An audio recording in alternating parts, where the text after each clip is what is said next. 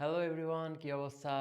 So আজকে হচ্ছে আরেকটা নতুন একদম ব্র্যান্ড নিউ ভিডিও নিয়ে চলে আসছি।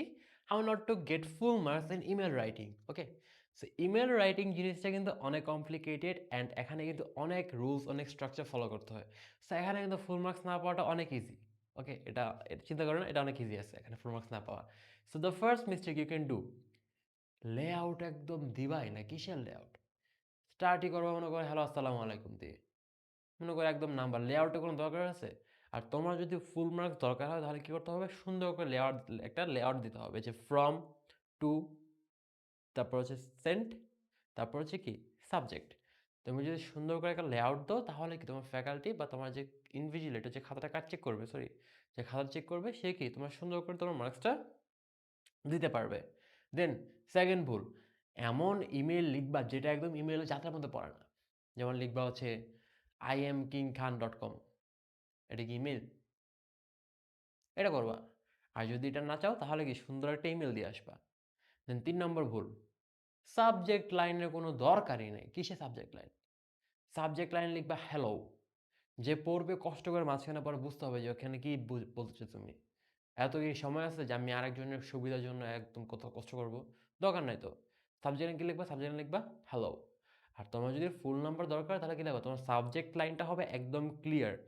তুমি যদি মনে করো যে কোনো কিছুটার জন্য আ টাইম চাও, অথবা মনে করো যে কোনো কিছু চাও কারো কাছ থেকে বা কাউকে কোনো কিছু জানাতে চাও, তাহলে কি মনে করো যে regarding the late submission of my assignment, খুব সুন্দর করে কি ডিটেইলসে সাবজেক্ট লাইনটা দিবা। তারপর ৪ নম্বর ভুল যেটা করতে পারো, তোমার প্রিন্সিপালকে লিখবা হ্যালো প্রিন্সিপাল। তোমার ক্লাস টিচারকে লিখবা ইয়ো স্যার। এরকম স্যালুটেশন দিবা। তাহলে কি তোমার নাম্বার একদম 0 দিয়ে দিবে।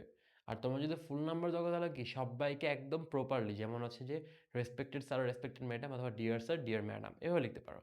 দেন হচ্ছে কি একদম কিসের ইমেল? ইমেল হবে কম্পোজিশন। ২ page, ৩ page, ৪ page. আমার তো লিখতে হবে, না লিখলে নাম্বার দিবে? ১ পেজের ইমেলে কি নাম্বার দিবে স্যার কখনো? ১০ নাম্বার দিবে না। তো কি তোমার একদম লিখতে হবে ৪ পেজ। আর তোমার যদি ফুল নাম্বার দরকার হয় তাহলে কি ইমেইলটা ট্রাই করবে ১ পেজে শেষ করতে। একদম ইমেইলের বডিটা হবে একদম ছোট। যে জিনিসটা বলতে চাও ওইটা বলেই শেষ। আর এক্সট্রা কিচ্ছু বলা লাগবে না। আর লাস্টলি যেটা, যে সিগনেচারে লিখবা কি আল্লাহ হাফেজ। মানে এখানে তোমার যে সুন্দর করে লিখতে হবে যে বেস্ট রিগার্ডস মেহেরাব, দরকারই নেই। কোনো সিগনেচার দরকারই নেই নিচে। ওকে? সো এই ভুলগুলা করলে ইনশাআল্লাহ তুমি কখনো দশে দোষ পাবা না। আর যদি তোমার দশে দোষ পেতে হয় তাহলে কি এই ভুলগুলা ভুলও করা যাবে না। কোন ভুলগুলা?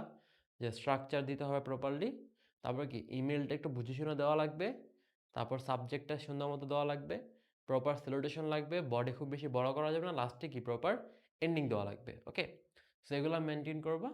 আর তোমাদের নেক্সট ভিডিও কি চাও এটা কি তোমরা কমেন্ট বক্সে জানায় দিও। ওকে? সো আজকের জন্য আসি। আল্লাহ হাফেজ।